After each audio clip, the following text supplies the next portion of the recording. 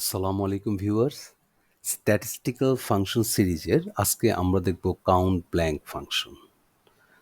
Count blank function মূলত কাজ করে যে আপনার ডেটা রেঞ্জের মধ্যে যদি কোনো ব্ল্যাঙ্ক সেল থাকে তাহলে সেটা কাউন্ট করবে।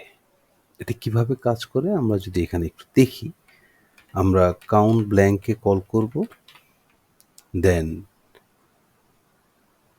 এখানে রেঞ্জ চাচ্ছে। আমরা যদি রেঞ্জটা সিলেক্ট করে দিই যে এতটুকু রেঞ্জের মধ্যে কয়টা ব্ল্যাঙ্ক আছে তুমি বের করে দিবে।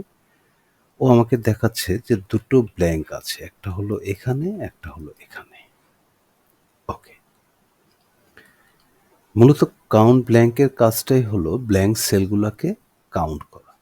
আমরা যদি এখানে আরেকবার দেখি, আমরা কাউন্ট ব্ল্যাঙ্কে কল করব, দেন এই রেঞ্জটাকে সিলেক্ট করে দিব, ব্র্যাকেট ক্লোজ, এন্টার। সে আমাকে দুটো ব্ল্যাঙ্ক সিলেক্ট করে দিবে।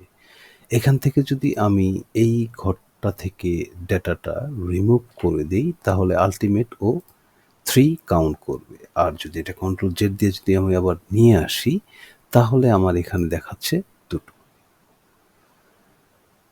তো ভিউয়ার্স, আশা করি কাউন্ট ব্ল্যাঙ্ক সম্বন্ধে আপনাদের ধারণাটা একদম ক্লিয়ার হয়ে গিয়েছে।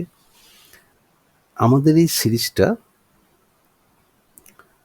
একদম বেসিক, যারা একদম নতুন তাদের জন্য।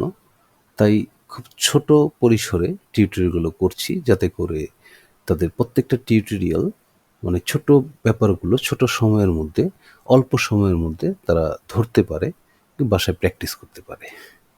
তো ভিউয়ার্স, আজকের মতো এতটুকুই। ভালো থাকবেন, সুস্থ থাকবেন।